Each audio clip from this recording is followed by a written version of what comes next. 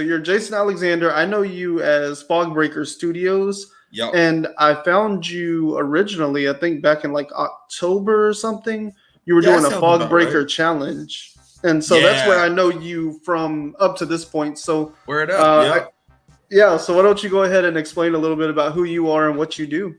Okay, so I'm Fallbreaker Studios. My real name is Jason Alexander. I'm a writer. I'm more of a comic book creator, but writing is my passion. Right now, I'm in a 12-month campaign of mini comics with an artist named Aaron Guzman. He's Monkey Wrench on Instagram. But 12 months, 3 comics a month. We're getting them out all year long. So September to September it's been running. So we're about halfway through now. But it's been a blast. Yeah. So where you know me from, where you know me from is the Fallbreaker Challenge. That was kind of even the beginning of me and Aaron's working relationship was I just decided to come up with a prompt to kind of push myself, because to write comics is to be able to be versatile. Like, it's like being a movie director, but not only do you get to like tell different stories, but you legit go to different planets. Like, I'm going to go to Pluto today to tell a story about a Plutonian superhero, so it's a blast. And so in order to push myself, I just said, you know what?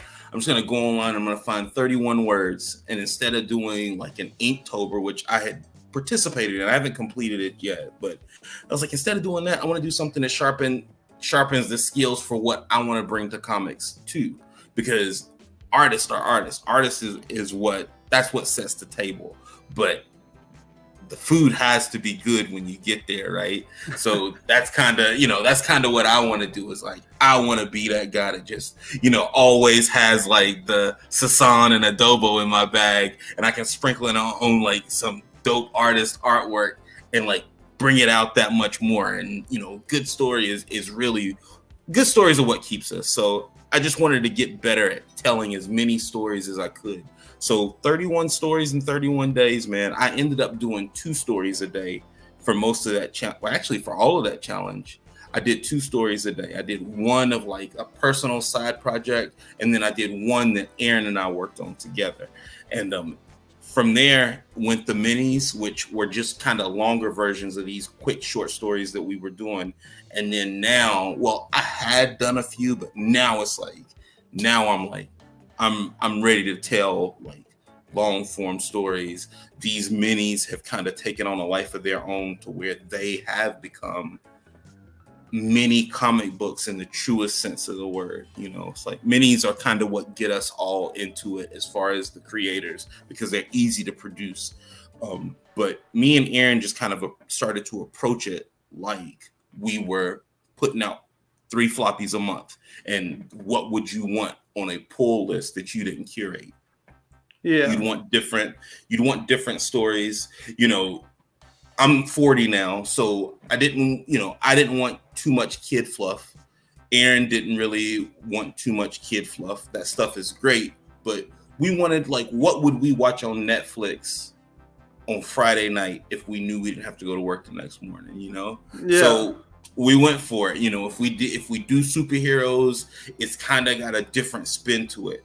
But horror, I feel like, is kind of where I think that's kind of where we're going to establish ourselves, because our horror stuff is great, man. Like, so Yeah. I would love to pull up the website if you got a minute. I'll just screen share it real quick, just so you can get a look at some of the artwork and get a feel for some of the stories.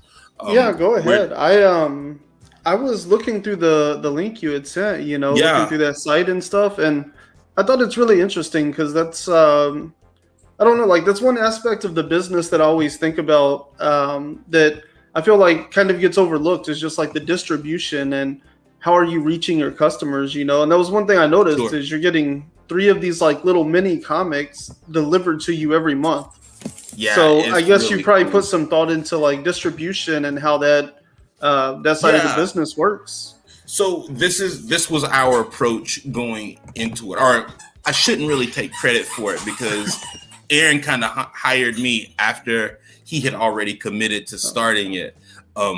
You know, we had talked. We were both in we are in a Discord called the AAA Creators Community. It was started up by Marshall Lee. I think you saw me in one of Marshall's videos earlier, and so there was a mini comics exchange there, but I had missed it.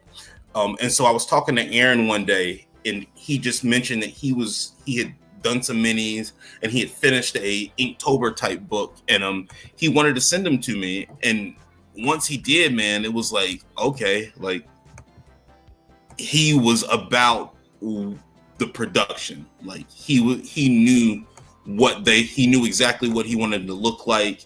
He found a way to make them pop. Like from the minute you get your envelope, like there's art from cover to cover. And he was like, hey, I got a few stories, but he was kind of digging what I was doing. And he was like, do you want to come on as writer / creative lead, which basically allowed me to have pretty much free run as far as telling whatever stories I wanted to tell, as long as it was something that he could sink his teeth into artistically, which he's got, you know, he's so good. And it's so fun to work with an artist that is of his level so early, you know, as far as being a writer, because he definitely will challenge me to make it, you know, he's made me invest in it. Like he's made me give it that real comic book feeling. And once I get it to him, I'm always excited to see what the end product looks like. And so, like I said, we're 6 months in, so we're wrapping up our first 6 month story, because we did a 6 month. We're doing 2 6 month stories. We're doing 3 or 4 3 month stories, and then we just got some one shots, mostly horror one shots that are just kind of thrown in, you know, just to give the bundle some variety. So, what is the appeal of the mini comic? Why this format? This is the first time I've ever seen it, and it looks really cool. Like I love the videos and stuff when they're pulling them out of the envelopes. Like it has this really cool like concept to it, but I'm not quite sure if I understand why a mini comic. It seems so strange. Well, for and I can only speak for my experience was with minis and how I was introduced to them. Marshall Lee and Scott Circlin had both done videos about 2 years ago on mini comics. And if you were just starting out, how it was a great vehicle to be able to publish a completed comic, and you could look at it and it would just kind of keep you going a little bit. Then it started to go a little bit, you know, a step further, where a lot of folks were doing what was called a 1 hour comics challenge. And those ended up being the mini comic format, you know, 8 pages on a 8.5 by 11 page. So you just, you know, you got full panels there. So you got into doing that. Then in the Discord that we were in, the AAA Creators Community, when the mini comics exchange started, because a lot of us were beginners, but there was a lot of seasoned talent in that Discord. And it was really cool to kind of see who was producing and what they were producing. So once they did the mini comics exchange, Aaron just had the idea of, you know, using it as a tool for exposure, because to start a full comic project can be a year or years, you know, depending on what your schedule looks like and what you want the end product to be. But these, like I said, we can produce them every month. And so Aaron got the idea to do it, to get some product out into people's hands, get people familiar with what we were bringing to the table, but also to make them collectible. That way, because they kind of feel like trading cards. Like this is like this is the size of them. It's like an old pack of Donruss from '94, right? You know, the only thing it's missing is like an old piece of gum. But you know, the cool thing about them is how tiny they are. And Aaron's artwork is so clean. Like you can't imagine that this is not a full page book. And if I'm doing my job right, the stories will immerse you to the point that you forget that it's not a full size book. Yeah, I mean, I really love the presentation. Like whenever I first saw that video of them taking them out of the envelope and stuff, I was like, this is a very clean presentation. I love the way that it's all like put together. It's a very nice looking package, and what you you get can't see, books. 3 books a month, and what you can't see is their own newsprint, so they feel like comic books. They and they're all black and white. Limited to 250. That's it. Like once we hit 250, these won't be produced anymore. And so we wanted to kind of give it that element of collectability on top of being, it's like a cell phone size, only it's not plugged in. It's just, we all constantly have our phones, and there might be some scary stuff in these, but there's no bad news. so that's always a good thing. The 3 books that you're getting every month, are those connected in the story, or is this a story that builds month to month across 3 titles? So Hourglass, this book right here that he just has open, that's one of our 6-month stories. So you'll get one of those a month. One installment each month? Exactly. Okay. So we're on issue 5 now. So the story is wrapping up. The second story is Paradigm Shift, which is a pro wrestling story. And that is 3 issues. So we'll run that. This is the last issue for that. So, and then we try to throw in a one shot. As this goes on, we might end up doing a 6-month in a bundle and 2 one-shots or a 3-parter. We try to keep it mixed up. We try to keep people wanting to come back. So it's just like your favorite TV show, to where if you love episode 1, you got to come back for episode 2. So yeah. And I really like that because it almost comes off like a full-size publisher, like say Valiant. They're going to have like 1 or 2 ongoings. They're going to have a couple miniseries throughout the year. They'll have a couple of one-shots that do something in their universe. And so it sounds like you're kind of doing that entire run through a year. You got 3 books a month, so there's some one-shots, there's some miniseries, there's some ongoings. Like you got a little bit of everything. So that's really cool that you've kind of not just made like a smaller comic, but you've almost like kind of brought the universe, scaled down the whole industry. Yeah, that's it. Like that's the power of the indie, right? Like is we can pretty much we control whatever it is. There's nobody over our head. So right now the goal is just to expand. The goal is to tell all these stories and to try to capture people's attention. And once we start to roll out a bigger project, we've not only introduced ourselves and people know that we're ready, but also we can get feedback on any story idea that we might have produced in a mini comic. And now not only do we develop a fan base, but we can develop a fan base for a story and beta test some characters and see if they're catching people's attention, in real time.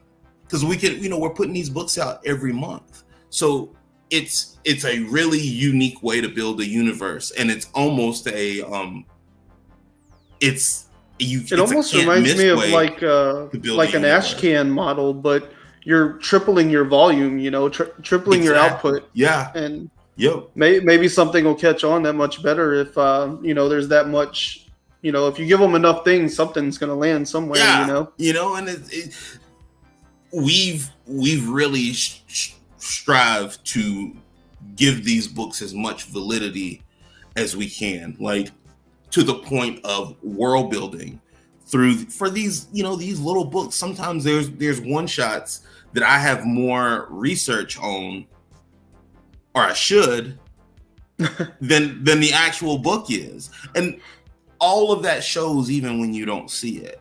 So we just want to put out a product every month that's not only better than the month before it, but miles ahead of it, miles ahead of what anybody else is doing with a book this size.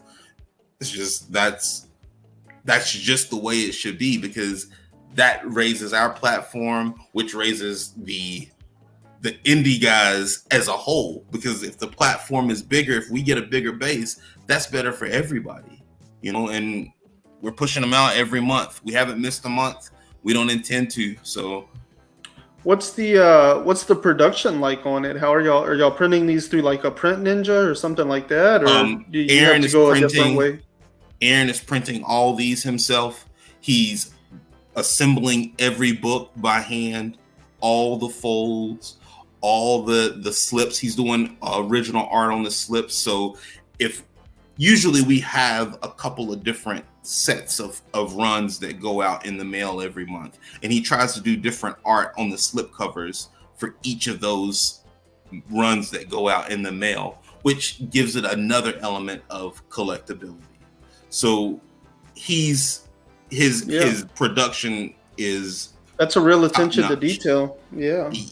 That's Aaron in a nutshell. I told him after I met him, I'm like, man, I was like, I can tell like you are just a person who does not believe in good enough. Does not believe in good enough. Is this the best that it can be? Once it's there, then we're done. And in the moment, sometimes you just want to be done. But once I get those minis in the mail, I'm like, okay, this is why. And not only was this why, but it was definitely worth it. It was worth the extra pushes. It was worth the extra, questions, to get that script just right. Him redoing a page to get that artwork just right. And, the things that he's not happy with. I'm like, man, if I was turning this out, I would be drawing everything. So we definitely are proud of our project for sure. There's this podcast called How I Built This. Yeah. And they talk to people that have built like these empires basically, And so one of them they talked to was the guy that invented Atari. And he also went on to invent Chuck E. Cheese. But when he was doing Atari, yeah, right. Whenever he was running the Atari factory, one of his quality control inspectors was Steve Jobs. No way. That's too funny.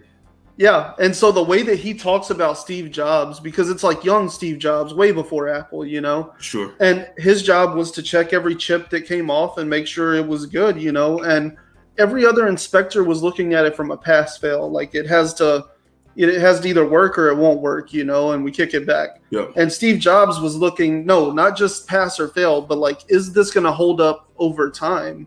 And he would tell that guy all the time, like he would get pissed off at him because he would have so much waste going to be recycled back through. He's like, these chips need to go out. Like, what's the problem? He's like, look, if you don't control your quality here, you're going to have failures in the field and your name is on the outside of that box. And that's exactly what I imagine. Like whenever he went to Apple and Pixar and everything else, like he was always just so detail oriented that there were no failures in the field because everything was controlled when you could, So that definitely sounds like your co-creator here is on top of things. That's definitely he's often joked around about being the Apple of mini comics. And the cool thing about that is you see a phone, you say iPhone. We have podcasts now that don't have anything to do with an iPod. Nobody even makes iPods anymore, but my kids don't even know what an iPod is. Exactly. And it's like podcasts are like the talk radio of this generation. Mm-hmm. Nobody says talk radio anymore. They call them podcasts. That's what you want, is like not only a brand, but an industry. And like I said, we're 6 months in, but I'm very confident in what we do. I know that there are fantastic writers and artists throughout, every entertainment industry. But as far as minis go, man, like I'm very, very proud of what we're creating. And so, no, if there's no Apple of mini comics, why not? Yeah. I guess we are. That's awesome. So what is the creation process like for this? I feel like the writing doesn't change very much or I guess my real question here is like, are you still operating with the full 9-panel grid, or how does that affect the creation and artwork side of everything? The writing is entirely different because you have to realize that there's only so much dialogue you can fit in a 8-page comic. And we say 8-page because we fill it. Sometimes the front, there really is no front cover. There might be a title blown up on it, but that's where it starts. It starts when you look at that front cover. A lot of times there's dialogue on it because we try to use every square inch of every single thing we do. So the format is different for writing. The format is different for drawing because you're working in such tight quarters. Everything is done on that 4x4 grid, 8.5 by 11 page turned sideways. What do you fit in here? What makes sense? A lot of times Aaron will send me a blank comic that he's just laid out. And he's like, what can we do with the dialogue? Because where do you put the artwork after you get all the words in? So then, it's a challenge to be able to tell a story in sometimes between 6 and 11 sentences. How do you do it? How much narration do you use? So it has been a challenge. And as the minis go on, we want to make them better. So the stories get a little bit more in depth. But you still have to train yourself against how we do it as comics, where we're, looking at a 7 to 9 panel page with unlimited word bubbles and unlimited narration, because you can fit it all there. But it's a whole different process for as small as they are. They are very labor intensive. So you gotta make sure that you're going to be happy with it, because it's not like what you think it is. It is, there's a lot of attention that goes into these books. Yeah. So why the 1/8 size? Because I'm all for it. I understand, one of the best exercises you can do creatively is to actually put limits or restrictions on yourself, because it forces you to start to think around those and outside of that box, Right. So I'm all into the idea of shrinking the format, and that forces a different type of creativity out of you. But why so small? Why 1/8 instead of 1/4 or 1/6 or something like that? Nobody's doing it like this. Nobody's doing 1/8. The ash cans are cool. Manga size comics, that they are about that ash can size. Mm-hmm. But we wanted to bring that manga variety to a format that you just don't see.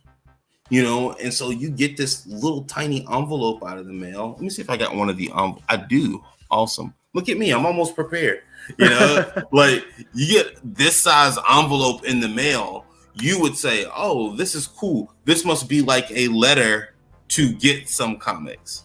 But no, there's 24 pages of comic books in here with art and deep stories. So it's just goes into that.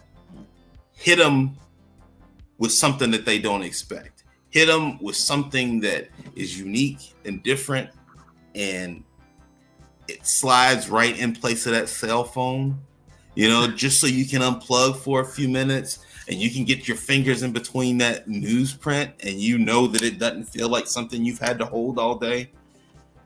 That it blows my mind. It was such a simple idea that nobody had really thought of on the level that, all the credit on the format goes to Aaron, man. It's like nobody had thought of doing something on this level. Yeah. That small. Yeah, I think it's really cool. Like I said, I like the presentation, the envelope. You get 3 books. What is the art process? Is he working digitally or physically? Both of those? Or? He does a little bit of both. He finishes all of them digitally, just so he can, make sure everything is tight. He can scale it down so the artwork looks really, really crisp, because he draws at obviously a bigger size, and it just looks tighter the smaller that it gets. So yeah, it's a cool thing to watch happen. Obviously I get them a little bit before everybody else does, but No doubt. I imagine it's a really cool process to see this image, and then once it shrinks, the way it changes the perspective and the like the density of all the imagery. You know, I think it's a really neat little process. I love horror in this size.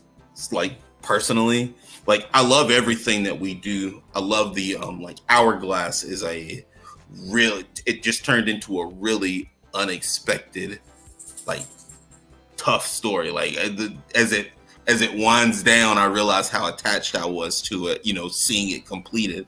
But horror, man, it's like there's just something about these little unsettling books. I'll tell you a funny story of one of our customers had gifted this book to, I think it was Aaron's cousin. Yeah, it was Aaron's cousin.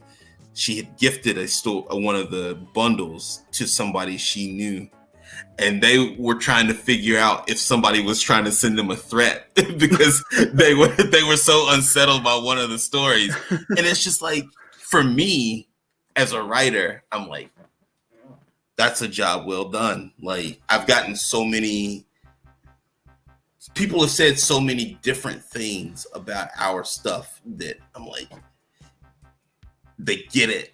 And that's the most rewarding part about being a creator, especially in a field as dense as comics is, when you write something that people get what you're going after. Yeah. And like, this is a connection business in all, once all is said and done, because money is money, but this is a connection business. Like, how do you connect to other creators so that you can have people to work with, so that I can reach out to somebody like you and just say, hey man, like, I enjoy how you talk to your guests. Like, I enjoy watching your videos. I enjoy following your Instagram. So we would talk in real life. So I always want to talk to folks who I know just enjoy all the aspects of what we do, because obviously I'd rather be writing, but all of these things are just as important as everything else, because if I write it and nobody knows about it, what's the point? If Aaron draws it and nobody looks at it, what's the point? In the field of comics, you can always do your art for yourself, but we want to make comic books, and we went and buy comic books, and we looked for comic books as young kids. So that's part of it. Is I like making comic books, but I want people to read my comic books. I want them to enjoy them as much as I enjoy reading them, as much as we enjoy making them, because it's not a simple process, which you've seen the ins and outs, and you've probably done it as well. It's not a blink your eyes and draw a picture and put a word bubble on it. There's so much involved in these. Like, you just and I tell you, like, the exposure element is one of the hardest things about coming up, you know, because we see people now, they're doing a great job with Kickstarter, and even Indiegogo has a lot of people that are doing very well over there, you know. But I talk to like so many creators, and like they'll send me their books and I read them, and I'm just like, this is incredible, and like nobody's gonna ever read this. Like, and it drives me crazy, because like I know some writers that are better than what we're pulling off the shelves from the big two, you know. 100%. Nobody knows their names, and that's what gets me really excited, is like, one, being able to help, like, bring some exposure to those kinds of creatives, but also knowing in the future how bright they're going to be, you know. There's some people out there that are doing amazing things that are getting overlooked right now. Yeah, you know, it's so funny because you say, I feel like I'm on the ground level as a creator, but I'm looking at other people who are on the ground level, and I'm like, holy shit balls. Like, there's some, if this is the beginner level talent, like, when these people get seasoning, the industry is going to be just fine. Oh, you know, it really, really is. Like, there's no lack of talent in comics, you know, and there's like so many like international artists that I'm following on Instagram that do comics. Man, like, if you're a fan of indie comics, you see, I've had no desire to need, like, for a DC to put out a good Superman story. There's plenty to read right now. There's plenty to get. There's a book called Dinosaurs versus Mars Bots by Gary Hodges. I follow him on Instagram. He's come on. Me and my friend Ronnie do a horror review. We usually review horror comics on YouTube, and we reviewed his book, and I got it. And as soon as I started reading it, I was like, this is a book that I have to buy. The artwork is insane, and the writing is that much better. And it's 2 books I got off Etsy for $18. Wow. And they are as good, and they're dense. Like, they're probably 60 pages a piece. And so it's like, these are the things that everybody that reads comics should have this in their hand. This is already something that I can see in motion. Like, this would be huge on like an Amazon Prime or something like that, man. There's so many stories, like, and there's so many creators that, like you said, they're so far under the radar, and it just doesn't seem right. I feel like everybody should have these minis because it's just that one more thing that exists in our world that nobody really knows about. Like, it's such a different thing. Like, if you like different stuff, and I try to get it in front of as many people as I can, even outside of comics. Like, if you are like into paper collectibles, this is that. Yeah. And it's stories. Like, it's really like they're like the size of those chick tracks. I'm sure you've seen. Being in Texas, I'm sure you've seen a few chick tracks laying around. We see them all the time in North Carolina. But that was the first thing that I thought of when I picked them up. And I'm like, finally, like, I can tell a story that I want to read that's going to bring me down on purpose, at least, you know? Yeah. I mean, I love what you're saying here, though, because that's the beauty of where we're at is, you know, at least for people my age, like, we're hitting that point where the creators that are coming into this season are kind of the same age. And so we're seeing a lot of the stuff that we loved come back. So if there's something that you love, it's probably there somewhere. Like, I talked to the guys, Noah and Matt from Constructing Comics, and they grew up loving like G.I. Joe and Transformers and stuff. And so they made a comic called Dino Fury that's basically a cross between like G.I. Joe and dinosaurs, you know? That's cool. Yeah. And you can find that kind of stuff in the indie world all over the place. If you're into something, somebody else is making it somewhere. And that's it. Like, we had the best cartoons.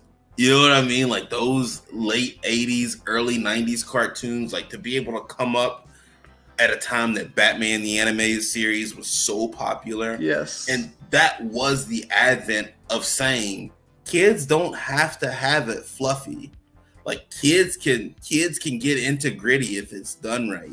That show went on for years. Yeah. And honestly, like, when I think detective stories, I think Batman the Animated Series, then Law and Order. You know what I mean? So it's very, I don't know, man. Like you said, like, we're coming up in a time where we remember some really cool stuff, and we're not ready to let it go yet. So we're going to repurpose it. Yeah, we're like the first real nostalgia generation. And so as we're kind of hitting our prime, like, everybody's in that 30 to 40 year old run there, you know, like, we're all just like, okay, we got money, the world shut down, we ain't got nothing to do with it. Let's just make all the things from our childhood, you know? Yep. Like, you see it just coming from everywhere right now, and it's amazing. I love it. Like, you know, like, one of the things that got me into comics was the Power Rangers comics, you know, and I love the way they brought that series back in the comics by, like, kind of writing it from a nostalgic perspective. Like, they write the comic so that it feels the way that the show felt to me when I was a kid, you know? Because like, now I can go back and look at the show and I'm like, oh yeah, it's terrible, you know? It looks like a guy in a shoebox or something. But the comic made sure to feel like how I imagined it in my head as a kid, and I think that's the best way to play a lot of this. That's all you can ask for. That was the way I felt when I played Final Fantasy VII Remake. Was it looked the same to all of us apparently, because this is exactly what it looked like when I was 17 years old playing Final Fantasy VII, even though it was like, polygon to death. Yeah. But now playing it, I'm like, oh, like this is just what it looked like, only my head is now inside this PlayStation 4, So it's Oh yeah, like I remember it looking just like the remake, but whenever I would like watch videos of the old stuff, it's like a little brown spot, and there would be like a blocky guy here, and maybe another blocky guy, and it's just like an empty blue background around them. Right. In my head, though, they were like in the middle of this like mega city. I knew everything. It blows your mind, yeah. Yeah, I knew everything about the room, but the detail that they put in it is the same. So we all saw the same thing. Like, so if you can tap into that collective consciousness, which ours does seem to be pretty strong, like that, born in 1980, I would say up to like 92, like it seems like we kind of all have, we saw the same stuff even when it wasn't there. And so what we get now feels right. It's like, I just wanted to, that's kind of how especially my horror, because I'm fairly new to horror, I just write it as what would 13-year-old me have stayed up at night afraid of. Yeah. And because it's like the imagination is like reaches that peak. And so that's kind of where you want to ride, because it works there. So are you reading Something is Killing the Children? I've heard so much about it, but I have not started it yet. Do you recommend it as well? Oh yeah, it's amazing. Probably the best ongoing right now. Nice. But it's really interesting because it starts out, the way the whole story starts is like, it's these kids, like middle schoolers, a bunch of boys, they're hanging out and they're having like a sleepover, and they're trying to tell each other the scariest story they can think of. And it's all the goofy stuff that we used to tell each other when we were kids, And so the main kid from the story, he basically tells them this story about monsters being in the woods outside his house, like down in this valley and stuff. And they don't believe him. They think he's making this story up, and he thinks he's making this story up, and they go out there, and it doesn't end well for pretty much any of those other kids, Oh no, I gotta check it out, man. That sounds good. But that's exactly what it reminds me of, because the book starts just feeling very like horror-esque, and it's just like these kids kind of spitballing these like scary stories of the janitor with no head and stuff, like all these things that we went through as a kid. And that's what I think about wherever you talk about like stories that we would tell each other as kids, Yeah. Yep. Like all the urban legends that would go through a junior high school, the kids who watch Faces of Death, like that Sunday night before, So yeah, it's like we have like this weird library where there was a lot of things that shouldn't have been okay that we got to experience before everything, the shutdown before the shutdown, if you will. It's like we had a lot of stuff that fell through the cracks. So we have access to like a very robust like memory bank. I guess that's the best way to say it. I have a lot of my personal horror does come from my upbringing. I was raised in a cult. And so a lot of the stories that I do write about that, the horror is very, I wouldn't say personal, but it's very real while still maintaining that element of supernatural. So we all tap into it differently, and it's things that shouldn't necessarily be relatable, you find out more people can relate to than you would think. And sometimes that's good. Sometimes that's like us eating the same snacks as kids. And sometimes it's us having the same dark experiences as kids. Because we all do. Like we all have our good parts of our story and our bad parts of our story, And at 40, I think that it's important to honor that.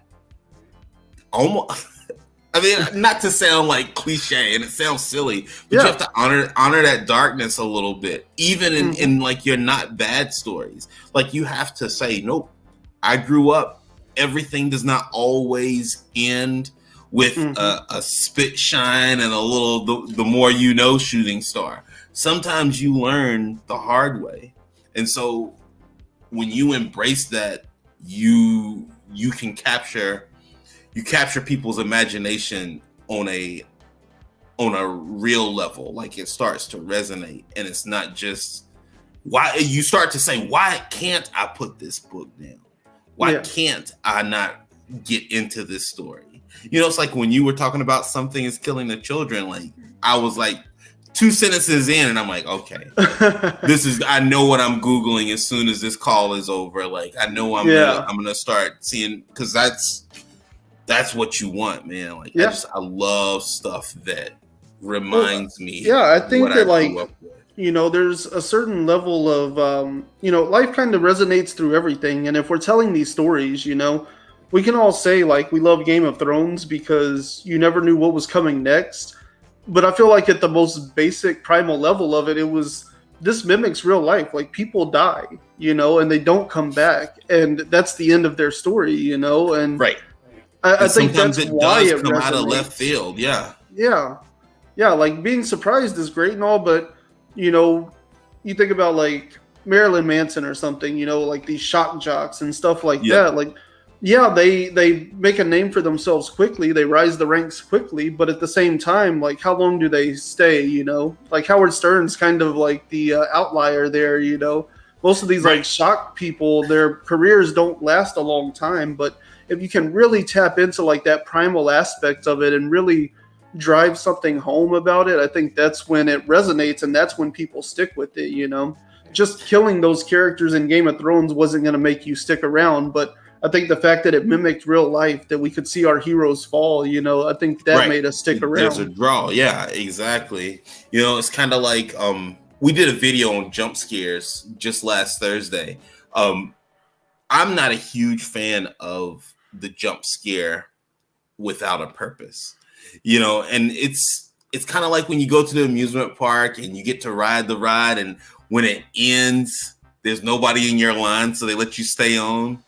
And it's like you stay on, and like the first 3 times, you're like, yeah, this is awesome. But then it's like the 4th and the 5th time, like you might just be talking to the person that's beside you. Like there's the sensation, you're still doing all the same motions. Yeah. You're like, okay, well, here comes the left turn and here comes the right you're just turn. Doing the motions. Yeah, you don't feel it. You know, now if somebody cut that track, like right when you were going through it the 5th time, now it's like the excitement is back. It may not be what you wanted, but the excitement is back, you know? So that's where you got to keep them. And with the minis, that's what they're about, is you got to keep them guessing. You know, that's why I was glad we threw a sports story in, was, you know, just to kind of break up some of that heavy. Now, if it was up to me, we would just do horror all the time because I enjoy writing it. I enjoy seeing how Aaron draws it. But in what the purpose of this is, we wanted to give variety. We can do variety. You know, it's like manga. You go into a manga store, you go into a bookstore, and you look at all the manga, which to somebody who's not into it would pick it up and say, it all looks the same. But man, those are like all different stories. Some of them are, you know, some of them are just high school kids doing what high school kids do. Some of them are just like kids moving about their house for the day. Some of it is horror. Some of it is superheroes. I mean, and I think like to the average person, manga is the genre, but what they're missing is that manga is like so many genres. There is a manga for everything. If you were into something, somebody is making that manga. Yeah, exactly. And it's like, that's the energy that we wanted to bring to the minis. Like we kept them black and white. We kept the stories are so different, and it's cool because Aaron's style is Aaron's style, but you can see every book does not look the same. Like he approaches each book differently. Yeah. There's a lot of talent in that. And my job is to match that by making sure all the stories feel different, because that's what people like. Like, people like variety. And if you do like horror, or if you do like action adventure, if you do like military cybernetics, we got it. And we try to do it justice. Like, we're doing kung fu in this mini comic bundle, and it's pretty dense. It's a pretty dense kung fu story. It's our other 6-month story. It's like it's the bookend in the whole bundle. It's like, this will be the last 6 months. This will be one of the stories. So that's awesome. You know, and there's so much in between, man. Like, I've said it before, but I'm very proud of this not only being my first project, but it's good. Like, it's not good for a first project. It's a good project. Like, I love it. You know, I really like it. I think it's a really cool concept. Like I said, I love the presentation, and it's a really neat idea, because we always talk about like the 10,000 hours and all that. And I guess going back to the beginning, the Fog Breaker Challenge thing, I remember I heard you talking about it. Maybe it was on YouTube. I thought it was a podcast, but either way, I remember Marshall Lee's. Was it there? Yeah, that was the first place that I rolled it out, and I think you started following me shortly after. Yeah, probably. Yeah, because I thought the idea is really cool, because we talk about 10,000 hour rule and all that, and so what you were saying at the time is like, instead of spending all this time trying to get my 10,000 hours, like, I'm going to make these basically like mini projects, something I can deliver quality on, but also turn around real quick. So I'm moving through and learning the motions a lot faster. And so I really like that idea. And I love that the little mini comic thing comes out of that you have something to show for your work and your energy and your time. Yeah. 36 published comic books that people buy, that are shipping not only in America, but all over North America, South America, and Europe. Like, people are like, these books are going to exist like out there, and it's all in these early stages. So my goal is like, for one day, for somebody to like dust one of these off and be like, hey, that guy wrote this guy drew that, and this is where it all started. And now these minis are worth like quadrillions of dollars. You know what I mean? Because we used it properly as a springboard, and that's all you do. That's the name of the game. It's like, what can you do to get your ideas out in front of as many people as you can? Because that's where you know if you have a good idea or not. That's where like, is this worth pursuing? Is this worth developing into a full-size comic? It's a very original idea to be able to like get real data from your fans, separate of a Patreon and separate of like these, back conversations or like surveys on Instagram, all of which work. But I'm more inclined to get a feel for something enough through reading it, like through a story where you get to know the world, versus a sketch or like a paragraph or a synopsis. No, like, give me a little snippet, give me a little bite of this. And like, this story here is one of my favorites. This was in the first bundle that I wrote. It's called Fishing Trip. Oh, cool. Just a little horror story, but we enjoyed it so much that now, Aaron and I have been talking about who this family is and what's going to happen to them next. Like, is this what they do? Was this an accident? Did they just happen across something? The answer to all of that is no. Like, this is a, Swiss Family Robinson meets the Addams Family meets, I don't know, like The Stand. Like, there's heavy, there's heavy elements to this family, and like, to get to know, like in my mind, to get to know them and see what they're all about it's a pretty exciting process. And to know that it just came out of a little 1/8 size comic it's pretty rewarding, man. Like I'm digging I love the that whole thing. how you're talking like so many different elements and genres, you know, because we know there's only so many types of stories. There's only so many archetypes, you know, and I hate when people try to avoid explaining their story as if it's not something we could relate to something else, you know. It's this and They've this. all been It's this told and already. They've All the stories have been told, and they've been told since before our ancestors existed, you know? Like we're just all of those archetypes are there in the Bible, so I mean they've all existed. We're all pulling from the same fruit. So but I love that you're just like Swiss Family Robinson and The Stand and this and that, because those are things we can understand, you know. That's exciting because I'm like, well, I like this and I like that, so I know these things. I can relate to those things. Yeah, you know. What about how are you collecting data on all of this, or is there feedback from the audience? Are they a lot of times, Twitter or email? I do a lot through Instagram, so it's like I get a lot of my feedback from Instagram and Facebook, and a lot of our peers. Like we have a few folks that have purchased the books out of the Discord that we're in, and that's cool because now you get to hear it from your peers. You get to hear it from people who are creating, and that means a lot to me personally, because if you create it but they do too, and they come back, now we're on to something, you know. And it always feels good to us when we see the creator who might have picked up a bundle to support, and then they pick up another bundle, and then they sign up for the year, and you're like, yeah, like they're not just supporting us because we're also doing it, they're enjoying what we're doing. And so that to me, like, that's the direction. Like, or when somebody tells us something like the story I was telling you about, somebody being so disturbed by it they thought that somebody was sending them a comic as a threat.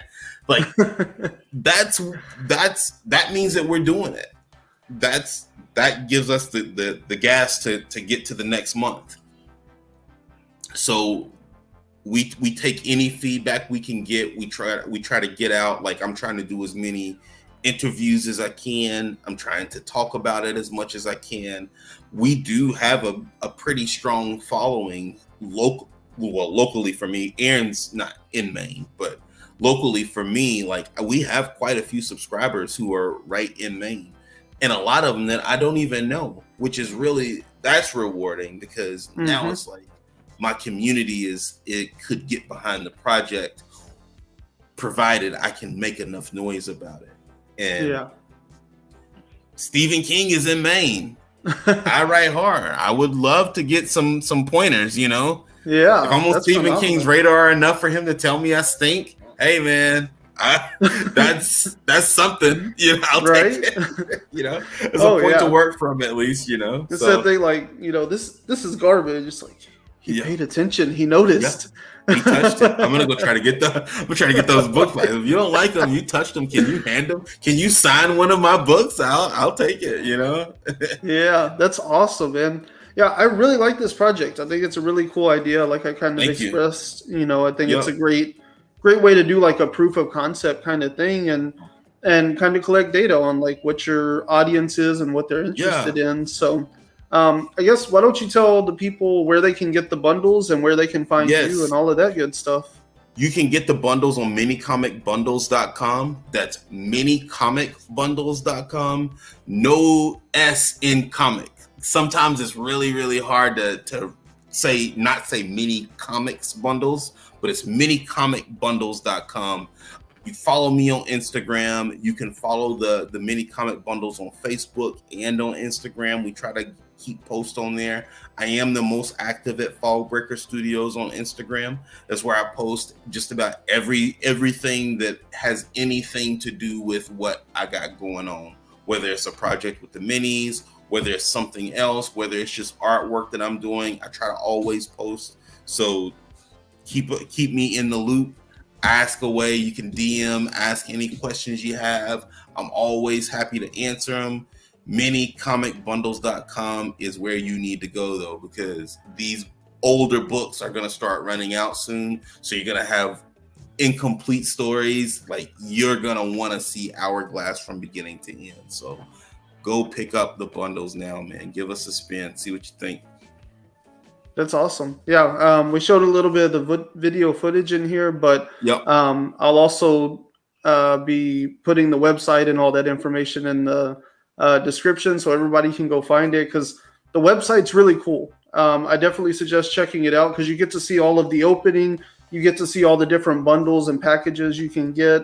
Yeah, and you get to see a little bit of the comic. Whole nine. Yeah, man. Like, check it out. Also, I did want to mention before we got off, it is if you pay $60 up front for the entire year, you also get access to some exclusive web comics that Aaron and I are creating on top of a vlog that's kind of going to break down a lot of the bigger stories, the anchor point stories throughout the mini comics. And I'm doing some just straight prose projects that I'm going to be posting with the web comics. So, and the web comics are a little bit longer form, so they won't be in that small mini comic format. It'll be in that traditional up scroll web comic style, which it's pretty cool, and it's a like pretty unique. Yeah, similar to webtoons. Okay. Yeah. I love that. Like, so yeah. There's nothing cooler than when somebody really understands how to use the vertical scroll. And you just get sucked in, man. Like, I found myself sitting there in a waiting room for like 2 hours just scrolling through, just sucked into their story, you know, because I don't know, it just infinitely goes, and I love it. Yeah, you know, it was so funny because I wasn't very familiar with it before this was kind of what we landed on. And Aaron has done a webcomic in that. And he's like, you got to remember, he's like, each page kind of is revealed. And like, you're right. Like, if you can master that rhythm, man, it's such a another unique vehicle that we get to play in, you know? So I'm excited to see this, how this plays out. And it might be something that I play in a little bit more because it's a unique feel for a comic to scroll up for each page. There's another one called Macroverse. Have you heard of this one? I haven't. Oh, it's about to blow your mind, man. Uh-oh. Macroverse is it's like an app, kind of like Webtoons or something. Yeah. And they do comics, right? And it's an actual company. They like pay creators. They have big creators come on there and make comics. And then they also have like an upstart site where like regular people can submit. But basically you tap. So it presents an image like in a box, almost like an Instagram square. Sure. And you tap and things change, right? So when it first comes up, it'll be like the establishing shot, right? And then you tap and it'll pop up with like a little box in the corner with the character and stuff, like your different panels. And so as you tap, the panels pop up and go away around the whatchamacallit, the main shot, you know, your foundation shot there, you know. Your establishing shot, I'm sorry. That's basically the background the whole time, and so the panels move across it and stuff. And it'll suck you in, man. I read I think it's Jason Brubaker. He has a story called Remind. They restructured that and put it on there. Dude, I was sucked in. Like, it's so immersive. It's a very unique experience. Macroverse. Mm-hmm. Okay. Yeah, the app is like a black square with like a red kind of ribbon looking thing over it. It's really cool. Yeah, it's a different kind of experience. That's cool. Yeah, I'm definitely going to get that. I already got my app store open because I don't want to forget it. As soon as we get done, man, I'm looking that up. I'm going to look up Something is Killing the Children, and we're going to have a couple of good things to add to the list, man. I love anything that anybody is up to creatively. I want to know. I love when people try new things. Like, even if it's a swing and a miss, I'd rather you take that swing. what's the point? What's the point if you're gonna play it safe for everything? Always staying in the boundaries. For crying out loud, you know, like yes, no security there. Yeah, exactly. Yeah. So yeah, awesome. Man, we do what we do, man. I love it. Thank you so much for having me on, man. Like, this part is so important because this is a part that us entry-level guys don't always know is as important as anything else, is getting out there and getting comfortable on camera and talking to people and being able to answer questions about what you got going on. Like, if nobody knows about it, it's just an idea. Yeah. Like, I couldn't agree more, man. Yeah. This is the world we live in. Like, this is the platform that we get our attention from, you know, and sure. Yeah. You have to be able to swim in the ocean or else you're never going to be a fish, you know? So you will never be a fish. You might be a fish, but you'll be a fish stick, you know? Right. So yeah, I had a blast. It was a really awesome time talking to you. Like I said, I've been following you in October, so I'm pretty excited to finally get to be able to actually meet you. Yeah. And talk with you. Absolutely, man. I would love to come on again sometime, but yeah, man, keep checking out my Instagram. I'll keep checking out yours, but there's always something cool on the horizon. Yes, sir. Awesome.